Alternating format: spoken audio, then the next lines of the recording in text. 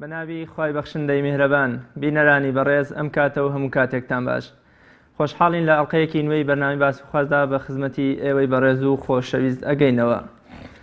چۆن خۆمان لە گوناه بپارێزین تەوەری ئەمڕۆی بەرنامەکەمانە، چۆن بتوانین ببینە مرۆڤێکی چاکەکار و نەهێڵین گوناه لە ژیانماندا بەردەوام بێ و بوونی هەبێ. ئەو دەرگا و ڕێیانەی کەوا بەڕووی مرۆڤدا دەکرێنەوە بۆ ئەوەی گوناه بچێتە ناویەوە کامانن و چۆن بتوانین ئەو دەرگایانەدا بخەین بەڕووی خۆماندا بۆ ئەوەی لە گوناه بەدوور بین. چارەسەری ئیسلام بۆ کەسێکی گوناهکار و خراپەکار چییە؟ بۆ وەڵامی ئەم پرسیارانە و چەند پرسیارێکی تر میوانداری زۆر بەڕێز مامۆستا سەربەز جەباری زانای ئاینیمان کردووە. مامۆستایان زۆر بەخێربی. سپاس دەکەم، جەزاک الله سەلامەت. سەرەتا پێمان خۆشە پێناسەیەکی گوناه بزانین بە چی ئەگوترێ گوناه و پێناسەی قورئان و فەرموودە بۆ گوناه چییە؟ بەڵێ. بسم الله الرحمن الرحيم، الحمد لله والصلاة والسلام على حبيبنا محمد وآله وصحبه ومن والاه. ربنا اغفر لنا ذنوبنا وكفر عنا سيئاتنا وتوفنا مع الأبرار. آمين. سڵاوی خوا لە جەنابت و لەسەر جەم بینەران و بیسەران بێ. گوناه لە شەرع بڵین کورتترین و پوختترین پێناسە بۆ گوناه بریتە لە شکاندنی فەرمانی خوای پەروەردگار. ئەویش بە دوو شتە بێ، لە دەستدانی فەرزێک فەرمانێکی خوا یان بەکردنی قەدەغەکراوێک بەکردنی حرامێک، شتێ خوای پەروەردگار حرام و قەدەغەی کردبێ یا ساغی کردبێ ئینسان ئەنجامی بە ئەوە گوناه و تاوانە. و دیارە خوای پەروەردگاریش مرۆڤی وا دروست کردووە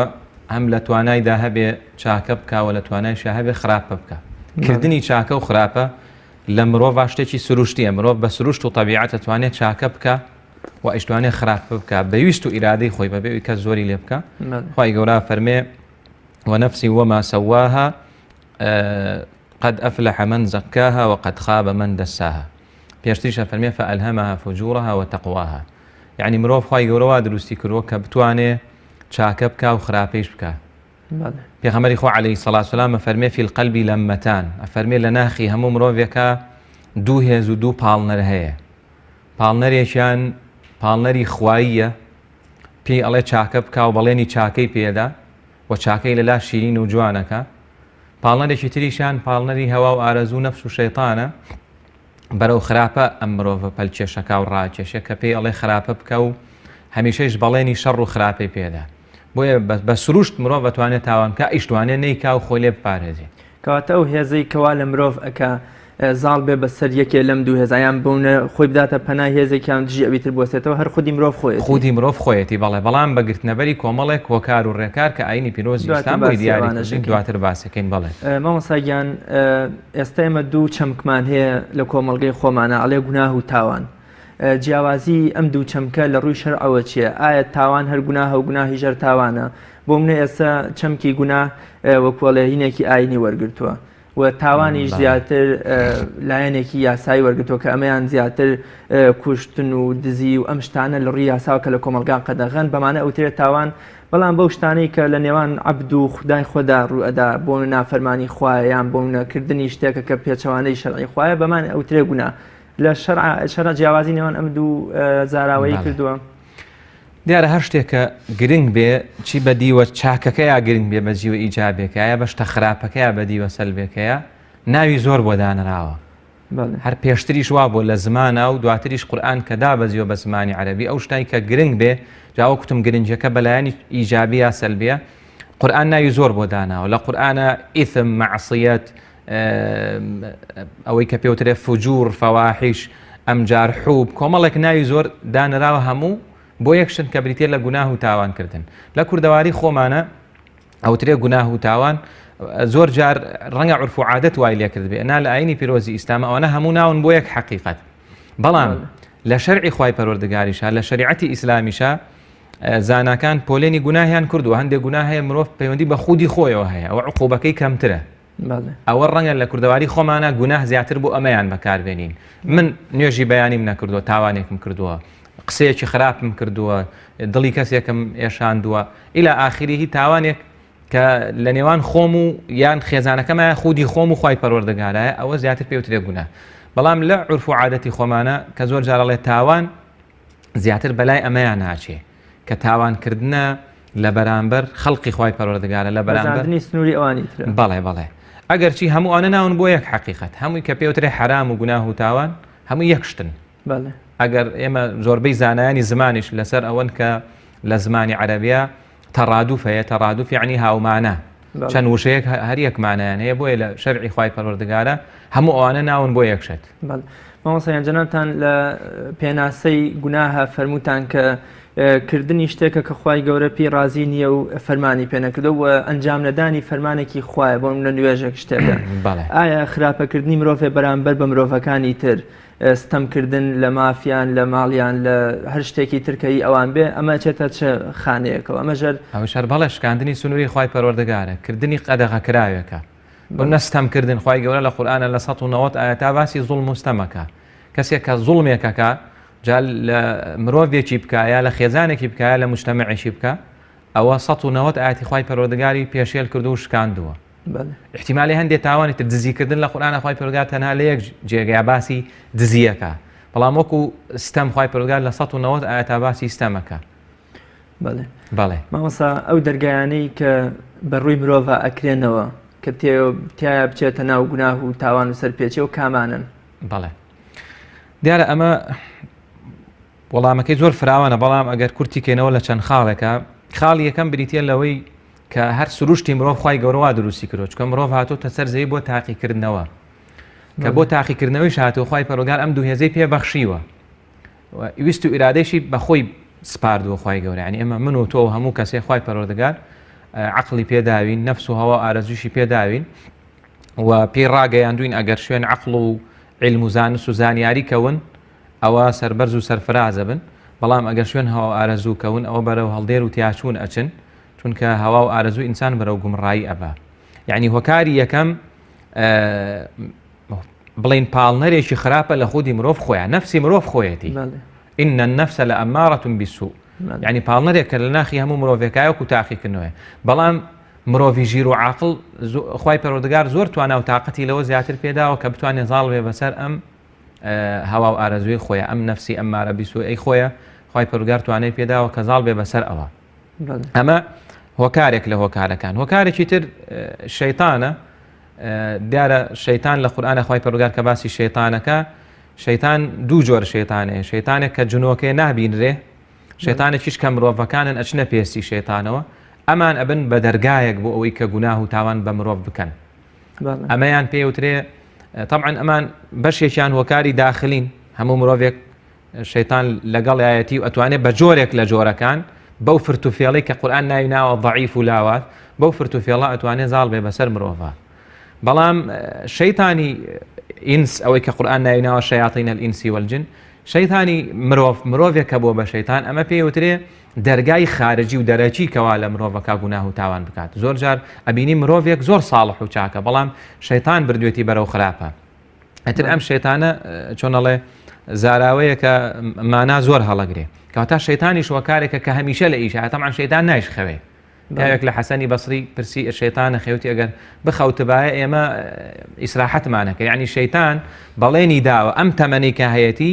هەمووی سەرفکان لە دژایەتیکردنی نەوەی ئادەمە گەورەترین ئیشی شەیتانی شەوەیە کە مرۆڤ بەرەو گوناه بەرێ کە گوناهێکی بە مرۆڤ کرد ئێتر ئەوە گەورەترین ئامانج و هەدەفی خۆی پێکاوە شەیتان ئەمە ڕێگایەکی ترە لە ڕێگاکان ڕێگایەکی تر برادەری خراپە برادەری خراپ چ زۆرزان بێیان نەزان بێ زۆر جار مرۆڤ بەبا بەرەو گوناه و تاوان پێغەمبەری خوا عەلەیهی سەڵات وسەلام فەرمێ المەرء عەلی دینی خەلیلیه مرۆڤ لەسەر دینی برادەرەکەیەتی ڕەنگە من و تۆ کە خوای پەروەردگار هیدایەتی داوین و موسڵمانین بەهۆی برادەرێک کە خوای پەروەردگار هیدایەتی دابێتین برادەرێک دەستی گرتوین و هێنامانەتی بۆ خێر و چاکە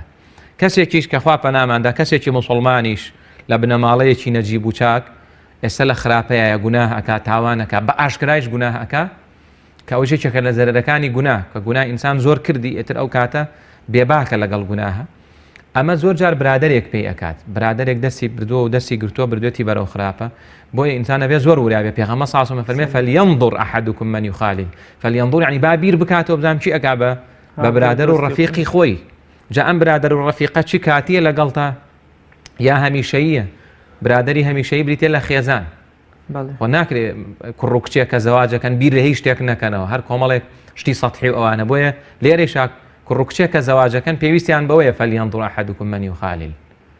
زۆر جار ئافرەتێکشی کردۆ بە پیاوێکی دینداریا بە پێچەوانەوە پیاوێک کە کەم دین بووە التیزاماتی کەم بۆ شی کردۆ بە ئافرەتێکی ساڵح بۆی خێزانی زۆر چاک بووە ئێستا ڕەنگە ئێمە زۆر پیاوی باشمان هەبێت کە نوێژی بەیانیان خەبەرە بێتەوە خێزانی خەبەری کاتوە بە پێچەوانەوە ئەو خەلیلەیە کە پێغەمبەر صلی الله علیه و سلم فەرمێ بزانە چی ئەکەی بە دۆستی خۆت مامۆستا مرۆڤ چۆن خۆی لەو گوناه و تاوان بپارێزێەوە ئەو چۆن بتوانێت ئەو دەرگانە بڕووی خۆی دابخات بەڵێ دیارە مرۆڤ بە شێوەیەکی گشتی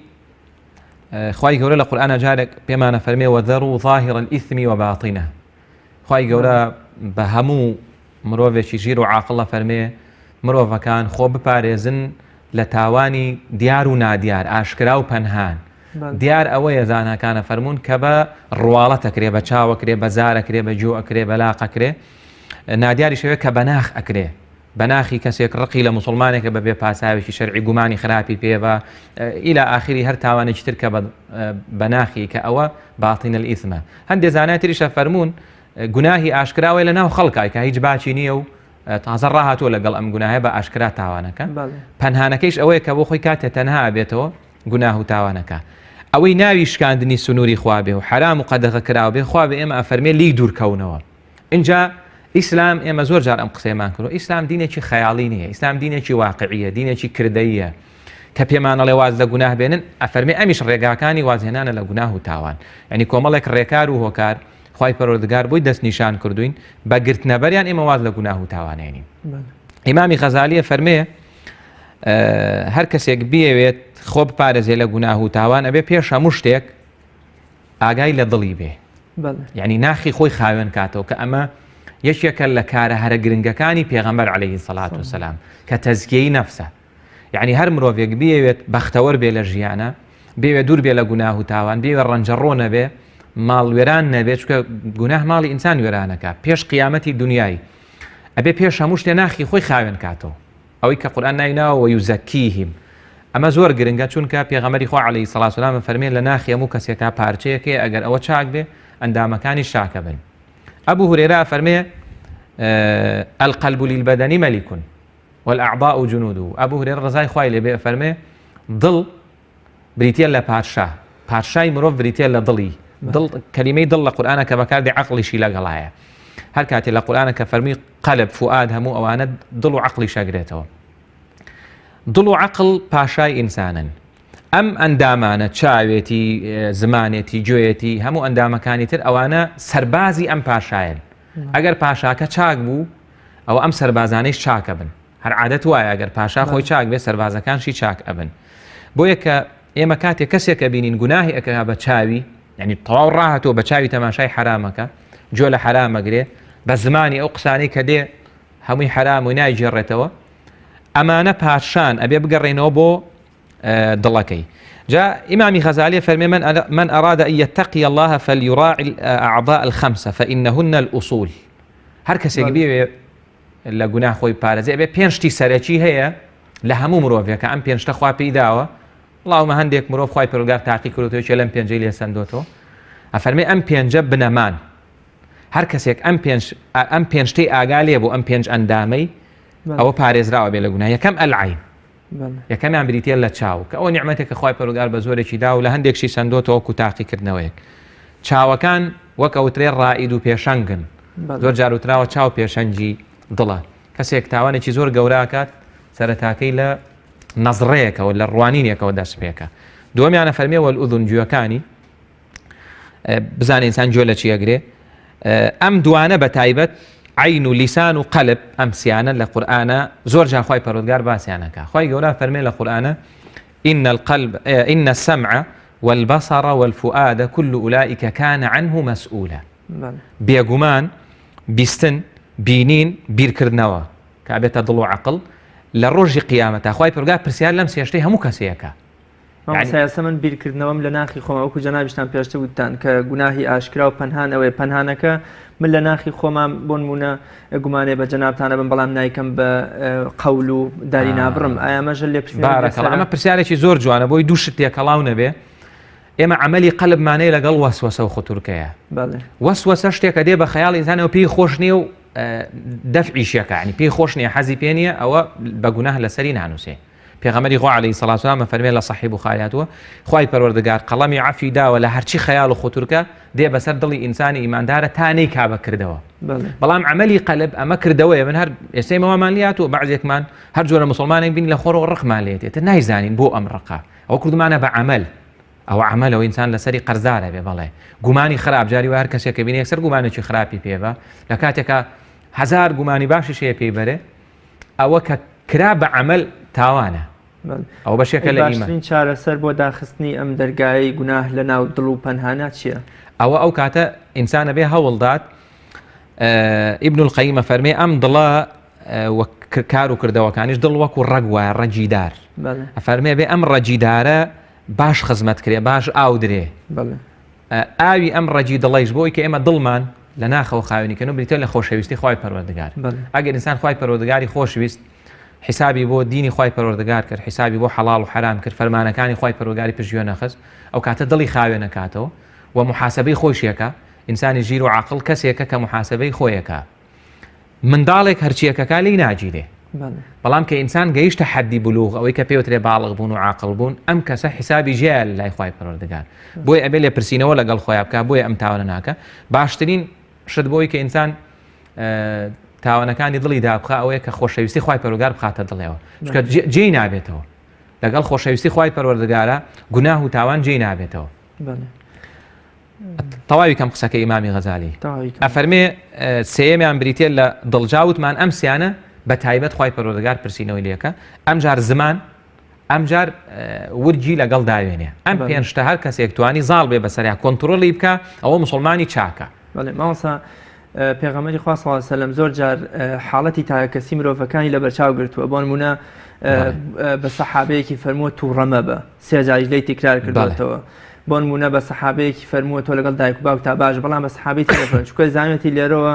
ئەم دەرگای گوناهی بڕوا کراوەتەوە حتا بە عەبدوڵای کوڕی عومەرە فەرمێ ڕەزا و ڕەحمەتی خوا لە خۆی و لە باوکی عەبدوڵڵا باشترین کەسە ئەگەر خاوەن شەو نوێژ بووایە یعنی ئەگەر شەو نوێژیان لە فەرمودەیەکی تریشا بە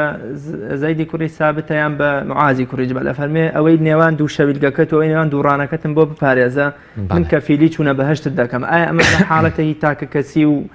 شتێکی شخصی وە بەو سەحابە بە ڕێزەی فەرموویان مسلمانان بتوانن ئەم دوو ئەندامەی جەستەیان بپارێزن تەنانەت زۆربەی زانان ئەفەرمون گەورەترین گوناهی مرۆڤ زمانیەتی دوو زمانیە فیتنەیە غەیبەتە بوختانە نازانم کوفرکردنە تەنانەت شرکە ئەم شتانە هەر بە زمان ینی زۆربەی ئەو گوناهانی کە بەرەو ڕووی مرۆڤ دێن لە ڕێی زمانەوە نییە بەڵێ هەر دەقێکی قورئان و سنت کە بۆ کەسێک وترابێ چی ئەوانەی قورئان لەسەر کەسێک لەسەر خێزانێک هاتوۆتە خواریا پێغەمبەر صلی الله علیه و سلم بە سەحابەیەکی فەرموو بێ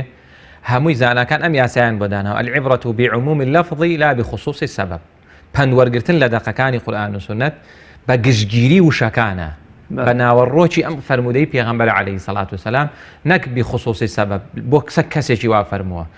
ئەکرێ ئەم کەسە زیاتر ئەو شتەی تیا بوو بێ یعنی یا پێغەمبەر صلی الله علیه و سلم خەڵکەکانی باش ناسیۆ بێگومان بۆیە نەسیحەتێکی تایبەتی کردو ئامۆژگارێکی تایبەتی کردووە لەبەرەوە کە بە کەسێکی فەرمووە لا تەغضەبوا بۆ هەموو مسلمانانە کە فەرموویەتی نێوان شەویلگەت و ڕانەکانت بپارێزەوە بۆ سەرجەم مسلمانانە بەپێی ئەم یاسایی کە دانراوە و هەموو دەقەکانی تریش ڕووی لە کەسێک بۆ ڕووی لە خێزانێک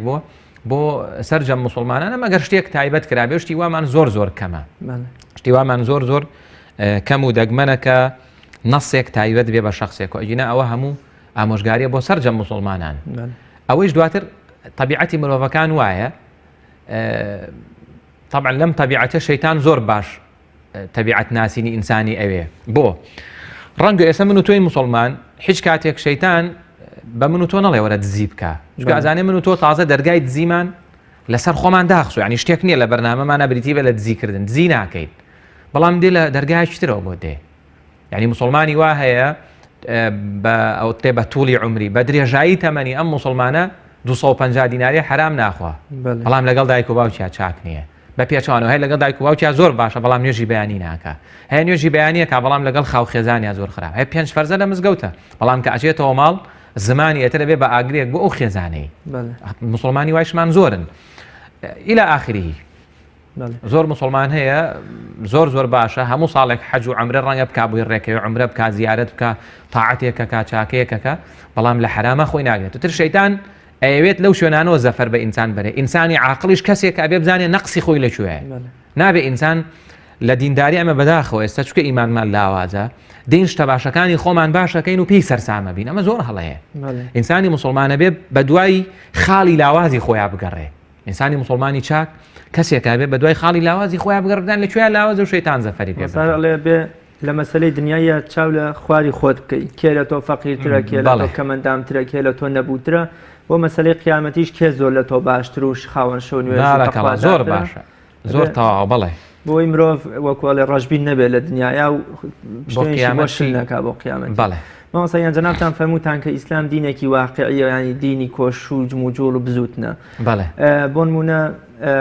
حتا پێغەمبەری خوا و زانایانی ئیسلامیش نەهی ئەوەیان کردو کە مرۆڤ گۆشەگیر بێ و لە خەڵوەتێکا دانیشە و حەقی بەسەر کۆمەڵگەکەیەوە نەبێ بەڵام لە حاڵەتێکا بۆ خۆپاراستن لە گوناهەیە کە چاوەڕێی کۆمەڵگەیە یان میلەتەیانەتەوەی ئەکام ئایا گۆشەگیر بوون و خۆ دوور خستنەوە لەو کۆمەڵگەیە شتێکی باش نییە بۆ ڕوبەڕبوونەوە لە گوناهە ئەمە بابەتێکە زۆر بە تەفسیل باس کراوە لە کتێبەکانی بواری تەزکیە و ئەخلاقیاتە ئایا کامیان باشترە بۆ ئینسان تێکەڵاوبوون یا گۆشەگیری بە شێوەیەکی گشتی بۆ بەرچاوڕۆشنی بینەرانیش لە فیتنەی ئیمامی عوسمانە ڕەزا و ڕەحمەتی خوای لێبێ و دوایش کە شەهیدە ئەبێ کوڕەکەی سعدی کوڕی ئەبی وەقاز ئەچێتە لای باوکی لەو کاتا خەریکی لێوەڕاندنی مەڕەکانێت یەکێکە لە عەشەرەی مبەشەرەیەکێکە لە سەحابە زۆر بەڕێزەکان ئەو ئەڵێ کوڕم وازم لێ بێنە وەکوڵێ ئەرکی من تەواو بووە من لێرە خەریکی ئەمیشم ینی عەبدوڵای کوڕی عومەر یەکێکە لەو کەسانی کە گۆشەگیری هەڵەبژێرێ ئەوەی تووشی ئەو فیتنەیە نەبێت لە فیتنەی گەورەیە سەحابە بوون بە چەند بەشێکەوە بەشێکیان وابوون دانیشتون لە فیتنەیە کە ئەوە وتیانە ئەوە ئەسلەمتر و چاکترە بۆ دینداری ئەمە ئەکەوێتە سەر حاڵەتی مرۆڤ هەندێ مرۆڤ هەیە هەتاوەکو تێکەڵاوی خەڵک بێ باشترە یعنی ئەمە لە کەسێکەوە بۆ کەسێک بۆی ئەمە ناتوانین تەعمیمیکەین بڵێن پێویستە هەموو مسلمانان گۆشەگیر بن هەموو مسلمانان تێکەڵاو بن هەندێ مرۆڤ هەیە هەتاوەکو تێکەڵاوی خەڵک بێ تێکەڵاوی مسلمانان بێ باشترە زۆر باشترە هەست بەوەکە کە لایەنی ئیمانی بەهێزترە ئەگەر نەچێتە دەرەوە بێتاقەت بە پێچەوانەوە هەندێ مرۆڤ هەستەکە کە دێتە ناو خەڵک بێتاقەتە بێ ئیمانی لاوازە بێ تووشی گوناهە بێ تووشی غەیبەتە بێ تووشی جنێوە بێ تووشی گومانی خراپە بێ ئەمەیان گۆشەگیریەکە بۆی باشترە بەڵام کاڵێن گۆشەگیری مانەوانی واز لە دنیا بێنێ یعنی واز لەو شوێنە ئەێنێ کە تووشی گوناه و تاوانێکە چکە گوناه و تاوان ینی چاڵی ئاگرین کە ئێمە ئێستا کەسێک گوناهێکەکە تاوانێکەکە نابێ ئەوەندەمان ڕق لێ بێ بەزەیمان پێنایەتەوە ڕقمان لە خودی گوناهەکەی بەس ڕقمان لە شخصەکە نابێ ببێ کەمەش پێویستی بەڕاستکردنەوەیە مرۆڤێک تاوانێکی زۆر ئاشکرای هەیە ئینسان ڕقی لە تاوانەکەی بەڵام نابێت ڕق لە مرۆڤە بێت چکە ئەمە مرۆڤە وەخوای پەروەردگار ئەم مرۆڤی خۆشە بەڵێ ئەبێ ئەم مرۆڤە دەستی بگری بۆ ئەوەی کە نەچێتە چاڵە ئاگرینەکەەوە ماسا ڕقوکی نەشتێکی جیاوازە من ڕقم لە جەنابتە لەبەرەوەی کە سیفەتێکی نامسلمانان بەڵام کینەوەی هەر لە خۆمەوە لە دڵمان شتێک بەرامبەر بە جەنابێ دروستکە ببێ ئەوە ینی ڕق لەبەر خوا شتێکە و لەبەر شتی خۆت شتێکی ترە ئایا خوا وتێتی ڕقت لە مرۆڤێک بێ کە تاوانێکەکانە بە تاوانێک ڕق لە مرۆڤەکە نییە بەڵام ڕقل لە هەڵسوکەوتەکەیەتی و ڕقل لەم بەشە تاوان ئەگەر مرۆڤێکیش هەموو ژیانی بوو بە تاوان ڕقمان لێتی ئەوە کە ئیبن القەیم ناویناوە بەڕائی مطلقت بۆ هەیە دژایەتی ڕەهات بۆ هەیە مرۆڤێک سەرتاپای ژیانی هەموو بۆ بە گوناه و تاوان و زوڵم و ستەم ئەمە ئەبێ بەڕائی مطلقت بۆ بە هیچ شێوەیە خۆش ناوێ ئەمە بەڵام ئێستا خەڵکی ئێمە زۆربەی خەڵکی مسلمان وایە چاکەی هەیە و خراپەیشی هەیە ئەبێ تەرازوو یەکدانەی ئەم خراپەی کە هەیە بەقەت خراپەکە ڕق لێ بێ دواتر چاکەکانی ون نەکەی ماوەساریەکێکی تر لەو شێوازانەی کە مرۆڤ بیگرێتە بەر بۆ ڕوبەڕووبوونەوەی لەگەڵ گوناها دروستبوونی ئیرادەیەکی بەهێزە ینی زۆرجە ئەو مرۆڤانەی کە ئیرادەیان بەهێزە کەمتر تووشی گوناهە بن وازیان لە دنیای ناوازیان لە قسە و قسەڵۆکی خەڵک و تانە و تەشەری خەڵگێناوە ئێمە چۆن بتوانین ئیرادەیەکی بەهێز بۆ مرۆڤدا تاشین و دروستکەین ئەرکی کێ دروستکردنی ئیرادەی بەهێز بۆ مرۆڤێک کە ئەکەوێتە ناو گوناهەوە ئەرکی کێ بەڵێ ئیبن القەیم باسی دە هۆکارەکە لە هۆکارەکانی سەبرکردن لەسەر نەکردنی گوناه یعنی ئینسان گوناه نەکا وەکاری ئەخیرە فەرمێ کە هەمویان کۆکاتەوە بریتێ لە بەهێزکردنی ئیمان لە ناخی خۆ هەیە کە جەناب تەڵی ئیرادە ئەم ئیرادەیە زۆر پێویستە ئینسان لە ناخی خۆیان بەهێزی کە ئەمە بە دوو شت بەهێزە بێ یەک بە عیلم و زانست و زانیاری دویش بەکردەوە یعنی ئێستا من بمە ئیرادەی خۆم بەهێزکەم و هیچ نەخوێنمەوە و جۆ لە هیچ نەگرم و پرسیار نەکەم و مامۆستام نەبێ و نەچمە خزمەت دوو مامۆستا و جوشتی بۆ بخوێنمەوە زانست و زانیاری نەبێ ئینسان ئیرادەی بەهێز نابێ هەمیشە جەهل ئیرادەی ئینسان وێرانەکە لەو شوێنەیە کە زۆرترین زانیاری هەبێ ئیرادەی ئینسان بەهێزە جاچی ئەم ئیرادەیە بۆ دنیایی بێ یا بۆ قیامەتی بێ ئێستا لایمە بە کەسێک بڵێ قەڵەمێک دروستکە زۆر قورسە لەلای بەڵام هەر ئەو شخصەیە هەر ئەو مرۆڤەیە کە ئاچێتە وڵاتێکی تر کە ئیرادەی بەهێزە زانست و زانیاری دنیایەکەی بەهێزە ئەتوانێت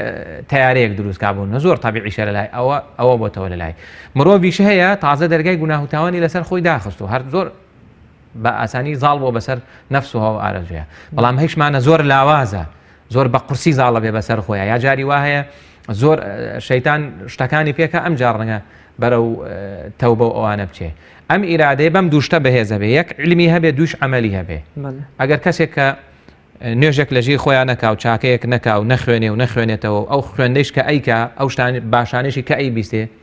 ئەگەر نەیکا بە عەمەل ئەمە ئیرادەی لاوازە بێ بەڵام ئەگەر کردی بە عەمەل ئیرادەی بەهێزە بێ با کەمیش بێ ئەو تابینی سەحابە جاریوە بۆ شتێکی زۆر کەمیان زانیوە بەڵام چکە ئیرادەیان بەهێز بووە عەمەلەکەیان زیاتر بووە بەس دائیمە جاری وایە قسەمان زۆر زلە شتیش زۆر ئەزانین دەقیشمان زۆر لەبەرە بەس چونکە نەمان کردووە بە عەمەل ئیرادەمان لاوازە ئەو تا جاری وایە بیستی ئەڵێ فڵان کەس وەکولەی شەریعەیشی خوێندووە و نازام چیشی خوێندووە و شەهادەی چیشی هەیە کەچی ئەو تاوانە گەورە ئەنجامەدا بۆ چونکە ئەمە عیلمەکەی تەوزیف نەکردووە عیلمەکەی نەکردووە بەکردەوە با زۆریش بێ ئینسان ناتوانێت ئیسفادەی لێ بکە بۆیە دروستکردنی ئیرادە بەدەست ئینسان خۆیەتی بە دەرەجەیە بەڵام هۆکارەکەی بریتێ لەم دووشتە بە زانست و زانیاری لەگەڵ ئەوە بەڵام لێرە ئینسانە بێ خۆی زاڵ بێ بەسەر خۆی ئێستا بوون منەزام سەعاتێکی تر کاتی سەعاتێکە 2 سەعاتە کاتی مسلسلەکەی و لێیشم معلومە ئەم مسلسل و زنجیرە دۆبلاژکراوە حرامە کەسیش زۆرم لێ ناکە طبعا لە ڕۆژی قیامەتیشە ئەو خەڵکەی کە ئاچن بۆ دۆزەخ چ بە کافر و بێباوەڕەوە یا بە موسڵمانی تاوەمبار کە ماوەیەک لە دۆزەخە بێ و دواتر دەرەچێ گلەی لە شەیتانەکەن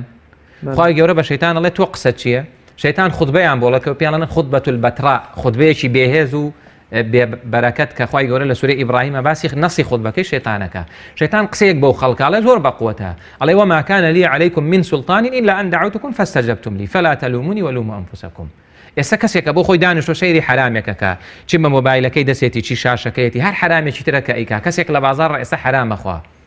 ئایا شەیتان زۆری لێ کردو بۆ مانای بڵێ گەرنێکی ئەتکوژم یا نە إلا أن دعوتكم فاستجبتم لي شەیتان ئەڵێ من ئەوەندە بانگم کردن بۆ گوناهەکە بۆم جوان کردن و ڕازانمەوە ئێوەش وەڵامی منتاندایە کاتە بۆ لۆمەی منەکەن لۆمەی خۆتان بکەن ئەگەر ئەم کەسە شێت بووە قەڵەمی لەسەر نییە دوو لە ڕووی جەناب تو بیسەران بەڵام کە عاقڵە ئەو حیسابی جیاوازە بەڵێ مامۆستا ئێستا کۆمەڵگەی ئێمە کۆمەڵگەی کوردی لەلایەن کۆمەڵێ لە زانایان و بانگخوازانەوە بە کۆمەڵگەیەکی گوناهکار و گوناهبار ناو دەبرێت ئایا بەم ڕەهاییە بەم مطلقیە ئەمە شتێکی دروستە نا ئەوە باش نییە بڕیاری ڕەها هیچ کاتێک باش نییە نەک بۆ کۆمەلگایە بۆ شخص و خێزانێکی زانا و بانگخوازانە کۆمەڵگەیەک بە کۆمەڵگەیەکی گوناهکار و گوناهبار دابنێن ئەم قسەیە کە بانخواز و زانایەک ئەیڵێ بێ بزانین بۆچی وا ئەڵێ ئەگەر مەبەستی شکاندنەوەی ئەم خەڵکەیە و مەبەستی ئەوەیە خۆی زاڵکا بەسەر ئەو خەڵکەیە و خۆی پێ سەرسامە ئەمە تاوانە طبعاً ئەگەر مەبەستی پێی چاکردنیشە ئەمەیان شتێکی ترە بۆیە ئەوترێ زۆر جار کەسێک قسەیەکەکە لە کەسێکە بۆ کەسێکی تر ئەگۆڕێ کەسێک ئاڵێ ئەم کۆمەلگای ئێمە خراپ بۆ پڕێتی لە گوناه و تاوان نیەتی چییە بۆ ئەم قسەیەکە مامۆستا پێ ئەچێت زۆر لەو بانگخوازانە بیانەوێ ئەم خەڵکە بە کۆڵێ گوناهبارکەن ئینجاوەکو بانگێشتیان بکەنەوە بانگوازیان بکەنەوە بۆ لای کردەوە پەسەندەکان بە هەماڵاکان بۆ لای شەریعەتی خۆ ئەو بەدیوێکە ڕاستە بەڵامانەوە نیە خەڵکی چاک پێویستی بە بانگەواز نەبێ خەڵکی چاکیش پێویستی بە بانگەوازە بۆی خراپ نەبێ تەنانەت خی گەورە بە پێغەمبەر صلی الله علیه و سلم فەرمێ بیریان خەرەوە بۆی بەڵێ بێگومان خەڵکی چاکیش پێویستی بێ ئێمە من زۆر جار ئەم قسانە وتووە پێش 2003 زۆر مسلمان ئامادە نەبووە لە شاشەکەی تەماشای ئافرەتێ بکە کە جارێ سەرپۆشی بەسەرەوە بۆ کوشانێتی وتێت ئێمە ئافرەتە و جایز نییە بۆ نمونە ئێستا هەرە ئەو مسلمانە سەیری فیلمی ڕوتەکە ئەمە کە چاک بوو پێویستی بە بانگەواز بوو مسلمانێک پێشتر زۆر دیندار و ملتەزیم بۆ ئێستا خراپ ئەوش پێویستی بۆیە بەڵام ئێمە ئیشمان بەوە نیە بین تەشیری کۆمەلگا بکەین ئیشمان بەوە نیە تەبدیع و تەفسیقی کۆمەلگا بکەین بڵێن خەڵک هەموو خراپە جگە لە من خەڵک هەموو بەرەو تاوان و گوناهچۆ بڵێ خراپەکان زۆرە بەڵێ ئێستا دەرگای خراپە زۆر زۆر بۆ فەرمودەی پێغەمبەر عەلەیهی سەڵات بۆ واقعیش وایە خەڵک زۆر گوناه و تاوانەکە بەڵام ئەوێ ئێمە کە ئەڵێن ئەم خەڵکە تاوانبارە ئەم قسەیە بەنیەتێک بینین کەمە بەسمان چاکردن و بەزەی هاتنەوە بێ بەو خەڵکەیە و حەزیشمان بۆ گوناه و تاوانە نییە بۆ حکمەتەوە بانگێشتیان کە ئەوانمان خۆشەوێ و نامانە بێگومان ئەبێ ئەو کاتە ئینسان خوای پەروەردگار پەیامی ناردۆ بۆ ڕەحمەت ئیبن القەیمە فەرمێ کە خوا فەرمێ ڕەحمەتەن للعالەمینە خۆمانەیە بەس بۆ مسلمان کافرێکیش ئەبێت تۆ جۆرێک لە جۆرەکان بەزەیت پێیادێ خوا گەورە هیدایەتی بدە بەڵێ حتا نووسەرێک وەکو سعید حەواش بە ڕەحمەت بێ فەرمێ ئێمە بەزەیمان بەو کافرانەوە دێتەوە کە ئەڵێن بۆ نمونە مەڵێن عیسا کوڕی خوایە و نازانم خوا دامەنێن بۆ ئەوەی لە قیامەتیشا پێمان نەڵێن بۆ پێتان نەوتوین بەبێ گومان هەروایە مامۆستا مرۆڤ بە کردنی کۆمەڵی کار و کردەوەی باش و زۆر پەسەند لە کۆمەلگا بەڵام لە دەرەوەی بازنەی ئیسلام هەر نابێت کەسێکی مسلمان بە عەقیدە دێتە ناو بازنەی ئیسلامەوە ئایا کردنی گوناهە گەورەکان یان هەر بەردەوام گوناهکردن لە بازنەی ئیسلام مرۆڤ باتە دەرەوە ئەمە پرسیارێکی زۆر جوانە زۆر حەقی خۆیەتی هەموو مسلمانێک باش شارەزای بێ ئێمە جاریوە کەسێک عەرەقی خواتەوە یەکسەر لە بازنەی ئیسلام دەرەکەین بەڵام ئەو پێغەمبەر صلی الله علیه و پیشی خۆش نەبوو جنێوی پێ بڵێن لە زمانی پێغەمبەر صلی الله علیه و کەسێکە بوو ئالوودە بوو بە عەرە خواردن و مسلمانیش بوو پێشانەوە عەبدوڵڵا لەقەبێکی تریشیە بوو لەقەبەکەی جوان نەبوو هەر جارێک کە عەرەقی خوارد یانێنا لە مزگەوت ئەوی یا ڕەسوڵ الله تاوانم کردو با پاک بمەوە کە ئەوە زۆر زەرورە کە ئینسان تاوانی کرد بە دوای پاکبوونەوەی بکڕێ پێغەمبەر عەلەیهی سەڵات وسەلام چەند شتێکی لێ داوە ئەوەی کە حەدی عەرە خواردنەوە ئەوانەیە لێیان داوە جارێک لە جارەکان یەکێک لە سەحابەکان لعنەتی لێکا پێغەمبەر صلی الله علیه و سلم لی تووڕابێ فەرمێ لعنەتی لێ مەکە ئەو مسلمانە جا ئێمە ئەبێ تاوانەکان جیا بکەینەوە هەندێک تاوانەیە کوفر و شرکن کوفر و شرکی گەورەن یەکسەر عەقیدەی ئینسان لا ئەبەن کە ئەوە زانایان ناوە نەواقیدی ئیسلام یعنی ئیسلامەتی ئینسان هەڵەوەشێننەوە ئەم تاوانانە کە ئینسان کردی ئێتر ئەوە مسلمان نییە لە بازنەی ئیسلام ئەچێتە دەر هەندێک تاوانی ترێ پێوترێت تاوانی گەورە با زۆریش گەورە بن عەرە خواردنە زیناکردنە دزیکردنە قەتڵە ئەمانە تاوانی زۆر گەورن بەڵام بەکردنی ئینسان کافر نابێ مەگەر بە حەڵاڵیان بزانێ بەڵێ ئێوە گوناهانی کە مرۆڤ بەکردنیان چێتە دەرەوەی بازنەی ئیسلام کامانن بەڵێ ئەمانە طبعا زۆرن بەدەر لە لایەنی عەقیدە بەڵێ طبعا هەموو پەیوەندی بە عەقیدەوە هەیە مەبەستمە مرۆڤێک ئێستا هەیە بەونە ئەڵێت مامۆستایەکی ئاینی مەشروب نەخواتەوە بەڵام بە حەڵاڵی بزانێ ئەمە کافرە بێت ئەو عەقیدەیە لەبەر عەقیدەکە بەڵێ ئەزانم بەڵام مسلمانی لەناو بازنەی ئیسلامەکە هەزارەها گوناهەکە بەڵام ئەڵێ خوایە ناتوان زاڵ بم من بە حرامی ئەزان بەڵام پێم ناکرێت ئەمە هەر لەناو بازنەی ئیسلام ئەمێنێتەوە مادام تاوانەکەی نەچۆتە دایرەی تاوانی کوفر و شرکەوە بەڵێ بە حەڵاڵیشی نەزانێ بە مەرجێک بە حەڵاڵی نەزانێ خۆی بە تاوان بارەزانێ ئەمە هەر مسلمانە و هەر حیسابی مسلمانی بۆ کرێ مادام فەرزەکانی ئیسلام کە بریتە لە تەوحید و یەکتاپەرستی و شتێکی نەکردووە خەلەل لە عەقیدەکەی دروستکە بەڵام کە شتێکی کرد خەلەلی بۆ عەقیدە و بیر و باوەڕەکەی بێ و کاتە بێ زۆر وریا بێ بەڵێ مامۆستا وەگەزانین تۆڵەکردنەوە لە مرۆڤ گوناهبارەکان حەدەکان حدودەکان ئەمانە بۆ پاکبوونەوەی مرۆڤە لە گوناهەکان بێگومان مامۆستا لە کۆمەڵگەیەکا کە ئێستا کۆمەڵگەیەکی ئیسلامی نەبێ مرۆڤ هەر بیاوێ خۆی پاک بکاتەوە لە گوناهێکە کردوێتی ئەمە ئەو کاتە بۆ وەکو ئەو سەحابەی کە چوەتە خزمەتی پێغەمبەری خوا وتێتی ئەی پێغەمبەری خوا بۆ منە شەرابم خواردەوە تەیام ئەو ئافرەتەیەکە فەرموودەکە صحیح بێ خۆی دێڵێ زینام کردووە لێ بڕۆ نازام تا مناڵەکە دانیت و اینجا گەورە بێت و اینجا ینی ئێستا ئەرکی کێیە وەکوڵێ ئەم ئافرەت و ئەم شەراب خۆرە وەکوڵێ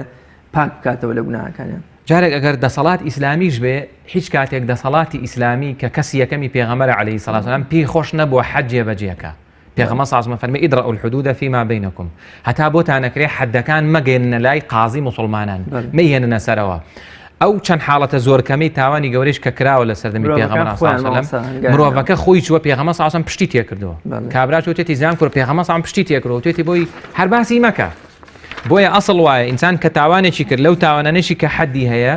ئینسان خۆی لە نێوان خۆی و خۆیەتەوە بکە خۆی گەورە لێی خۆشە بێ ئەوگەر دەسەڵاتی ئیسلامیش بێ مادام خەڵک پێی نەزانیوە بەڵام کە ئاشکرا بوو دەسەڵات بۆیە حەدی بەسەرا چەسپێنێ بۆ ئەوەی کە کۆمەڵگە خاوێن بێتەوە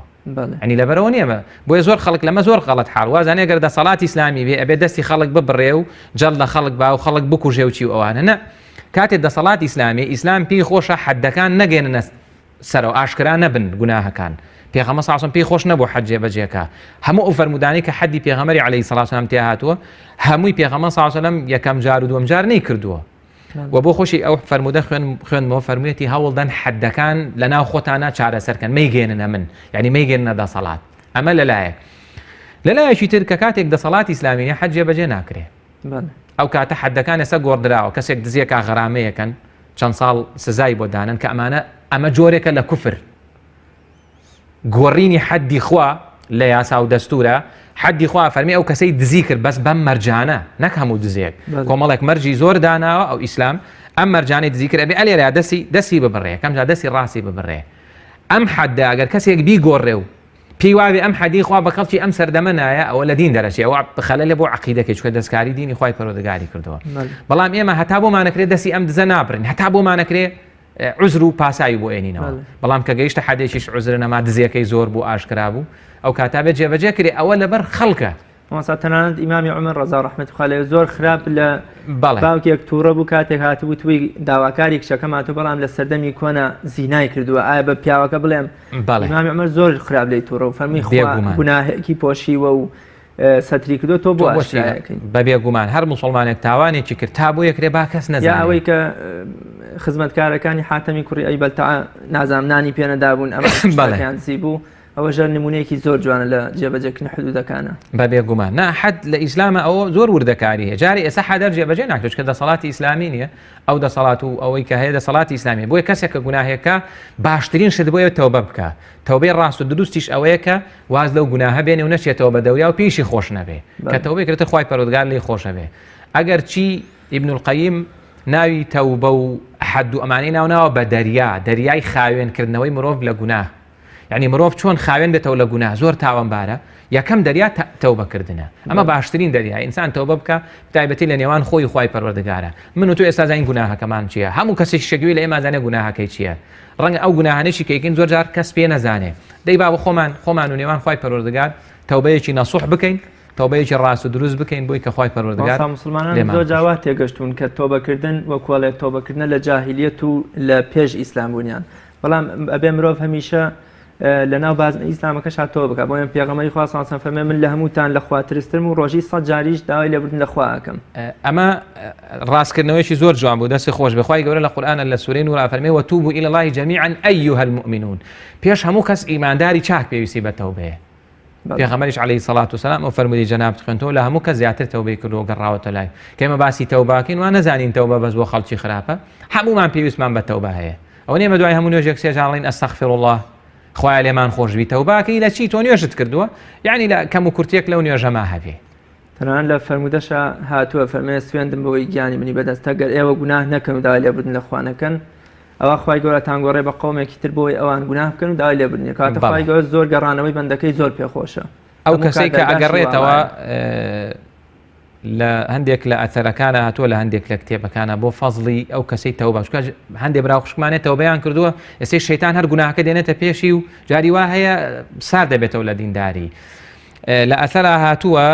کە کەسێک موسڵمانە ئەڵێ یا الله ڕەبی اللهم هەر دوعایەکەی کە خوای گەورە فەرمێ لەبەیکە عەبدی بەڵێ بەندەکەم چی ئەڵێ با وەڵامە بەمەوە بەڵام تائیب ئەو کەسەی گوناهبار و تەوبەی کردووە کە ئەڵێ یا الله یا ئەڵێ خوایە لێم خۆش بە خوای گەورە فەرمێ لەبەیکە عەبدی لەبەیکە عەبدی لەبەی یعنی سێ جار بەو ئەڵێ چونکە خوای گەورە ئین الله یحب التوابین خوای گەورە تەوبەکارانی زۆر خۆشێ بۆ ئەو کەسانی کە گوناهبارن تەوبەیان کردووە ئەنەوێت تەوبە بکەن و نەزانن کە ئیسلام لێیان خۆش نابێت خوای پەروەردگار ئەم کەسەی زۆر خۆشەوێ و خوای پەروەردگاری کا بە خۆشەویستی خۆی لەوەی چاکتر خوای گەورە خراپەکانی بۆ کاتەوە بە چاکە یبدل الله سیئاتهم حەسەنات مامەسا گوناهکردن منێکی مسلمان بۆ منە هەم نوێژ و ڕۆژ و ئەم شتانەم هەیە ئایا گوناهەکانی ڕابردووم کاریگەریان ئەبێت لەسەر ئەنجامدانی کردەوە باشەکانی بەیانیم بۆ نمونە قەولێک هەیە کە پرسیار لە شێخ حەسەنی بەسریەکەن سەلامی خوای لێبێ کە بۆچی ناتوانین بۆ نوێژی بەیانی هەستین ئەفەرمێ گوناهەکانتان وەکو زنجیر لە دەست و پێتان ئاڵاون ناتوانن توانای هەستانەوەتان نییە مەبەستمەوەیە گوناهکردنی ڕابردووی مرۆڤ کاریگەری لەسەر کردەوە باشەکانی بەیانی مرۆڤ لە ئەنجامدانیاندا وان گوناهی ڕابردوو دوانن یەکێکیان تەوبەی لێ کردووە ئەوە خوای گەورە ئەفەرمێ نەکەر لێی خۆش بووم بۆی یەکەمە چاکە جا بۆ یەکەمە چاکە دوو تەفسیرە بەعضێک دەڵێن یعنی هەر خراپەکە خوا بە چاکە بۆ هێنووسێ بەعضێک فەرموون نا خوای گەورە یارمەتیەدا لەمە و دوا لەجێ ئەو خراپەیە چاکەیەک بکە تاوانێکیش کە ئینسان تەوبەی لێ نەکردووە بەردەوامە لەگەڵا بە بێگومان هەموو تاوانێک کاریگەری لەسەر ژیانی ئینسان هەیە نەک لەسەر ژیانی خۆی لەسەر ژیانی دەوروبەریشی خوای گەورە فەرمێ واتقوا فتنة لا تصيبن الذين ظلموا منكم خاصة هەمیشە بترسن لە کۆمەڵ و گوناه و تاوانێک کە بەس ڕوبەڕووی خراپەکارەکان نابێتەوە. بەڵێ بەبێ گومان تاوان کە ئیسلام لە تاوان مەکەن ئێمە بەو خەڵکاڵین تاوان مەکەن خۆمان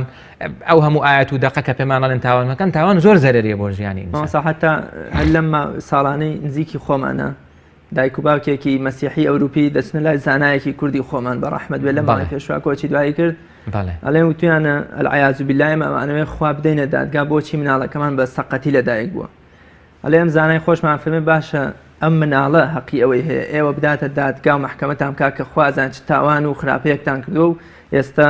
کاریگەری هەیە لەسەر مناڵەکەتان. بێگومان هەموو کاتێک جاری وای مەشتێکە بینین ئەڵێن خوای گەورە بۆ واکە، بەڵام هیچ کاتێک خوای گەورە کاری نابەجێ ناکە، ئەوە گومانمان لەوەیان نەبێ. جاری وای خەڵکێکە بینی زۆر بەزەی پیادێتەوە زوڵم و ستەمێک ئێستا لە کۆمەڵگەی ئێمە زوڵم و ستەم گەیشتووەتە لووتکەوانیە ئەم هەموو زوڵماکرێ هیچی بێ حکمت نییە، هەموو حکمەتی تایە. هەموو دەرگای تریشی ئێمە بەداخەوە هەر پەنا بۆ کۆمەڵێک شتە بین، بەڵام بیری ئەویشمان چۆ با خۆشمان تەوبە بکەین. یعنی سە خەڵکێکی ئێمە قەیرانی دارایی دەی با بەعدێکشمان ڕوو بکەینە خوای پەروەردگار بەو خراپیە ناکرێ خوای پەروەردگار دەری خێرمان لێ ناکاتەوە. ئێمە جاری وا هەیە دوعا لە زاڵمێکەکەین ئەڵێن خوا بۆ ئەم زاڵمە لە ناو نادا خۆشمان لە ماڵەوە زاڵمین. بۆ نمونە من زۆر جار ئەمە وتۆ ماڵێک لە ماڵەوە ئەوەندە دەسێ ڕەحمە نەگونەه بکە، قسەی خراپەکە، نوێژەکانی ناکە، سەیریشتی خراپەکە، کاسبی حرامەکە، جنێ و بە یەکتری ئەڵێن غەیبەتەکە، هەرچی تاوانێ لەو ماڵەیە ئەکرێ. ئەوەندە دەسێ ڕۆهەرەوەی پێکراوە. ئەمە ئەوێت دوعا بکە و بڵێ خوای بۆ ئەم زاڵمە لە ناو ناوێ. شتی وا چۆن نەبێت تۆ جارە خۆ خاوێن کەرەوە خوای پەروەردگار زاڵمەکەشە بۆ لە ناو. بۆ یەکێک لە هۆکارەکانی چاکبوونی ئەم دۆخە گەڕانەوەمانە بۆ لای خوای پەروەردگار. ماسە لە ئێستاە حکومەت دەستی کردووە بەسەر قوتی خەڵکا و خەڵک لە نەبوونی و هەژاریەکی زۆرایە. تەنانەت کە داوای مافەڕەوەکانی خۆشیانەکەن بە شێوازێکی زۆر وەڵامیان دێتەوە. ئایا ئەمە گەورەترین گوناه نییە کە کار بەدەستان بەرامبەر بە ژێردەستەکانی خۆیان دەیکەن؟ بێگومان طبعاً ئاینەکان هەموو کاتێ خوا ئاینی نادۆ بۆ پاراستنی پێشتی ئینسان. یەکێک لەواڵم ماڵی ئینسانە بێ هەمیشە پارێزراو بێ. هەر کەسێک دەست بەرێ بۆ ماڵی هەر کەسێک لە ئیسلامە عقوبەی توندی بۆ دانراوە. ئێمە لە ئیسلام ماڵی هەر کەسێک ڕوبع دینارێکی ئاڵتونی دزی ئەبێ دەستی ببردرێ. ڕوبع دینارێک یعنی ڕوبع مسقالێکی ئاڵتون بدزێ. ئێمە هەموو سەروەت و سامانە بێ ئەمانە ئەگەر دادگای بکرێن چیان لێ بکرێن؟ ئەمە تاوانێکی زۆر گەورەیە، زوڵم و ستەمێکی زۆر گەورەیە، بەڵام پێویست بە چارەسەرەکە چارەسەرەکە وەکوتمە بێمە بۆ خۆشمان بیرێک بکەینەوە ئایمە بۆ ینی بۆ زوڵم و ستەممان لێکراوە بێ خۆشمان خەمێکی خۆمان بخۆین خۆشمان ڕوو بکەینەوە خوای پەروەردگار خۆشمان تەوبە بکەین. بەعزێ خراپە واز لێ بێنین هەر کەسێک لە ئاستی خۆیە خوای پەروەردگاریش بێگومان جەوەکەمان بۆ چاک خوای گەورە فەرمێ ئەگەر خەڵکی چاک بن پارێزکار بن تەقوایان هەبێ ینی خۆ بپارێزن لە گوناه چاکە ئەوەی خۆ بپارێزی لە گوناه. ئێمە ئێستا بەداخەوە من لەو ڕۆژانەیە پیاوێک ئەی و ماڵ و مناڵەکەم زۆر موسڵمان من نەمەناسی دیارە ئەویست مەسەلەی ژن و ژنخوازی ئەلحەمدوللا زۆر دیندارن ماڵ و منان دوای سەی ماڵ و مناڵەکەی هەموو گیانی ڕوت و قوتە مەتری قماش لە بەریانی ئەمەکەی بۆ بە خۆتەڵی چاکە کار بەس لە بەری نوێژەکە تەقوا بەوە بە ئینسان خۆی پارێزێ لە خراپە لەگەڵ ئەم مرۆڤانە ئایلانە هەر ئەوانەی پێش بەر لە 2023 و بەر لە ڕاپەڕێنن. بۆچی ئێستا گوناه لای مرۆڤەکان لای ئایلە موسڵمانەکان ئەوەندە ساکار و ئاسان بووەتەوە بۆ نەجاری وە پێشتر مرۆڤ گوناهێکی زۆر لا گەورە و بەڵام ئێستا هەر ئەو مرۆڤە ئەو گوناهە دەکات لەبەر زۆرکردنێتی. یەکێ لە زیانەکانی تاوانی ابن القەیمە فەرمێ تاوان ڕاکێش کە زۆر تاوان کرا دواتریش هەندێک جار ڕەنگە لەبەر بێدەنجی موسڵمانانیش بێ. یعنی من جاری واچمە ماڵی خزمەکەم فلیمێکی ڕووتی لێدا هەر جورئەتی ئەو ناکەم بڵێم حرامە ئەوەش یعنی هەمومان تاوانبارین من پێم وابێت لە وەزعەیە یەک ئەمر بالمعروف و نەهی عن المنکەرەکە کەم بۆتەوە جاران پیاوە پیرەکان خوێنەواریشیان نەبوو ئەچوونە ماڵێک فلیمێکی ڕوت بۆیە پیانە گۆڕی. ئێستا هەر ئەو پیاوە پیرە بۆ خۆی دانیشتۆ سەیری ئەو فلیمە ڕووتاکە ینی بێدەنجی زۆر خراپە لە ئاستی تاوانە. پێغەمبەر صلی الله علیه و سلم فەرمێ خەڵکی گوناهیان بینی و قسەیان نەکرد بێدەنگ بوون لە ئاستیان خوای پەروەردگار عقابی عامیان بۆ نەرێ. جا خوای پەروەردگار ئەو سزا عامەمان بۆ نەرێت چونکە بەڕاستی ئەوە خراپە ئەو سزایە ئەوە بەعزێک لە ئینەکانی دەرکەوتۆ بەڵێ. تەنانەت خاتو عایشەش ڕەزا و ڕەحمەتی خوا لە خۆی و باوکی بەفەرمێ ڕۆژێ پێغەمبەری خوا بە دەم و چاوی سوور هەڵگەڕا و ماندووە هاتەوە ماڵ زۆر بێدەنگ بوو ئەمزانی کە ئاسمانەکان تەختی زەوی بووە شتێکی گەورە ڕووی داوە. دوای ماوەی بێدەنگی فەرمی عایشە لەوایە کە خوای گەورە دەرگای تۆبە و پەشیمان بوونەوە نزان لە بەندەکانی بگرێت لە تا ئەوەی کە ئەمر بە چاکە و نەهی لە خراپە ناکەن. کەواتە باشترین ڕێگە کە ئێمە بگرینە بەر بۆ ڕوبەڕبوونەوەی گوناه و برەودان بە چاکە و چاکەکاری ئەمر بە چاکە و نەهی لە خراپە. بێگومان ئێستا ئێمە خۆمان ئەو خەڵکی کە پێشتر ئەمری کرۆ بە چاکە و نەی کرۆ ئێستا خۆی بۆ بە بەشێک لە خراپەکە خۆی دەستی هەیە لەو خراپەیە ئەمە زۆر کێشەیە بەڕاستی یعنی ئەم قسانە بۆ خەڵکی مزگەوتەڵین بۆ خەڵکی چاکەکارڵین بۆ خەڵکێکە ئەچێ بۆ حەج ئەو خۆی بۆ بە بەشێک لەو خراپەیە ئەبێ بین هەمومان بگەڕێن و لای خۆی پەروەردگار بزانین چی خراپەیەکمانێت چی گوناه و تاوانێکمان هەیە ئەمجار خەڵکێکی زۆر لە ئاهلی مزگەوت تەماشاکەی ئێستێشی پێ بە دیفاع لە زاڵمەکایە خە بۆ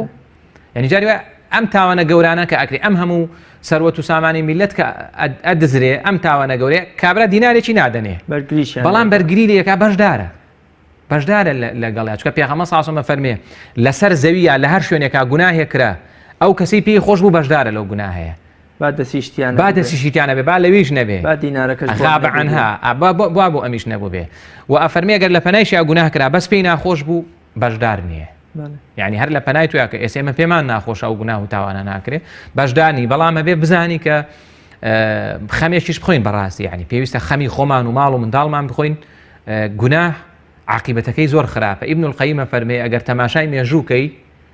چی شتێک مرۆڤی لە بەهەشتێ نایە سەر زەوی چی شتێک ئیبلیسی کرد بە ئیبلیس پێشتر پیاوێکی زۆر چاک بووە ئەم شەیتانێک ئێستا هەمومان نەفرەتی لێکەین چی شتێکە دی پشکاندن یەک سنووری خوای پەروەردگار کردی بەو ئیبلیس و ئەوە گەلەکانی تر کە خوای پەروەردگار لە ناوی بردوون هەموو بەهۆی ئەوە بەهۆی گوناه و تاوانەوە لەبەرەوە گوناه و تاوان زۆر خراپە ئینسانە بێ زۆر وریابێ یعنی مسلمان چاکەی کەم بێ بەس گوناهی نەبێ خوای پەروەردگار لێ خۆشە بێ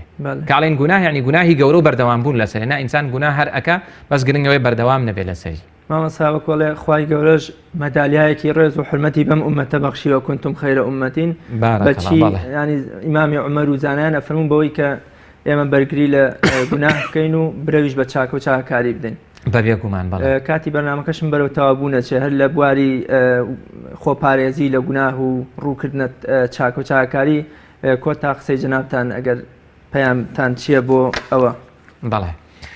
وڵای جا ئێستا لەم کاتەیە خەڵکی ئێمە لە دۆخێکی زۆر خراپاژێ هەمومان بەعام خەڵک بێتاقەتە مەگەر خەڵکێکە هیچ هەست و شعورێکی نەبێ ئەوە نازانێ بێتاقەتی ئەوانە چیان سەرخۆشە یان هەست و شعوری نەماوە ئەم بێتاقەتیە بەس پێمان وانە بێ دەرگاکەی لەسەر زەویە بەس پێمان وانە بێ دەرگای چارەسەری ئەم کێشانە بریتێ لەسەر زەوی ئەبێ ئاگەشمان لە ئاسمان بێ ئەمە من لێرە و نەسیحەتی خۆم و سەرجەم خەڵکەکەم بۆ ئەوەی کە خوای پەروەردگار ئەو دۆخەمان بۆ بگۆڕێ بە باشتر ئەبێ خۆمان هەمومان خۆمان چابین الله لا يغير ما بقوم حتى يغيروا ما بأنفسهم تاک بۆ خۆمان بڕوانین بزانین من چی زوڵم مستەمێکم هەیە لە ناو خێزانەکەی خۆمان لەگەڵ فەیسبووکەکەمان لە ژیانمان هەمووی بۆ خۆمان هەر کەسێک ڕوو بکەینە خوای پەروەردگار دەروی خێنمان لێکاتەوە یعنی ئێمە ئەوە چاومان لە هەواڵەکان و لە ئیخبارەکانە چاومان زۆر لە ئاسمان نییە ئەمە بەڕاستی هەڵەیە مسلمان ئەبێ کە کێشەی بۆ هات چاوێکشی لە ئاسمان بێ خوای گەورە فەرمێ فەلەولا ئیذ جاءهم بەأسنا تضرعوا خوای گەورە فەرمێ ئەبووە ئەم خەڵکە کاتێک کە قەیرانیان بۆ هات کێشەیان بۆ هات ڕوویان بکردایەتە خوا بەس من ئەڵێم ئێستا ئەم خەڵکە قەیرانی بوات و ڕووی کردوتە فەیسبوک و سەتەلایت و تەلەڤیزۆن و ئەمانە خستە زۆر بەمان وامالیات و ئیشمان نییە کارتێک داخڵەکەی بە 30,000 و مانگانەش نازانی لە چییە ئەگەر شتێکی باشە کرد بێ قەینا بەخێر بۆ تەنووسێ بەس معقول نییە من مانگانە 30,000 داخڵکەم و نەزانم چیم کرد کاتە بە نرخەکەیشم هەموو ئەفەوتێ بۆی خوای گەورە فەرمێ کە بەئس هات بەئس یعنی قەیران ناڕەحەتی بەڵا کێشە تەضەڕع ڕوو بکەنە خوای پەروەردگار دەروی خێرمان لێکات و هەروایش بووە زاناکانە فەرموون ئومەی ئیسلامی هەر کاتێک تووشی ناڕەحەتی بوو یا ختمێکی قورئانە نەکرد یا ختمێکی صحیحی بوخاری صحیحی بوخاری دانشن مسلمانان بوخاریان لەم سەر بۆ سەرخێن خوای پەروەردگار دەروی خێری لێکردنەوە ئێمە ئێستا پێویستمان بەوەیە بەڵام بە قسەی زل و بە کۆمەڵێک شت ناتوانین بکەین بەڵام هەرچێکشی بۆ کرێ ئینسان داوای حەقی خۆی بکات ئینسان قسەی بۆ کرێ قسە بکا کارتی سووری بۆ بەرزەکرێتەوە ئەوەی کە پێوترێ خۆپیشاندانی سلمی و هێمنانە ئەوەی بۆ ئەکرێ شتی تریش چی بۆ ئەکرێ لەوەی کە لە دەسەڵاتی خۆیان کە نازانێت مەفسەدەی گەورەی لە یەکەوتەوە بیکا ئینسان بەڵام گرنگترین شت بۆمان بۆی ئەم قەیرانەمان بۆ چارەسەر بێ با بکەینە ڕووبکەینە خوای پەروەردگار چونکە شتێ بەدەست خوای پەروەردگارە بینیمان چەند زاڵم مستەمکار خوای پەروەردگار لە بین عشیەتین ئەو ضحاها عەرە بەڵێ هەر لە ماوەیەکی زۆر کەما خوای پەروەردگار دەسەڵاتەکەی لێسەندەوە لە ناویشی برد لەبەرەوە با زۆر ڕوو نەکەینە شتە دنیایەکان معنەویەتەکانمان بیر نەچێتەوە دەرگای ئاسمانمان بیر نەچێتەوە ڕزقی لێمە لە ئاسمانە خوای پەروەردگار پەچی کەس ناخا 100 ساڵی تریش قەیران بێ کەس لە برسان نامرێ بەڵێ ناڕەحەتە بین بەڵام خوای پەروەردگار هیچ کەسێک لە برسان نامرێنێ و ئەو ڕزقی خوای پەروەردگار بۆ من و تۆ عەمر و زەیدی دیاری کردووە تا تەواوی نەکەین نامرین بەڵام گرنگ ئەوەیە ڕووکردنە خوا وازێنان لە گوناه و تاوان باشترین چارەسەرە بۆی کە ئەو دۆخەی پێ چارەسەر بێ مامۆستایان زۆر سپاس دەکەین بۆ بەشداری بوون بینەرانی بەڕێز بەم شێوەیە هاتینە کۆتایی ئەڵقەیە ئەمڕۆمان تا بە گەیشتنەوەی تر بەخوای گەورە میهرەبانتان ئەسپێرین هەر شاد و سەرکەوتوو بن خواتان لەگەڵ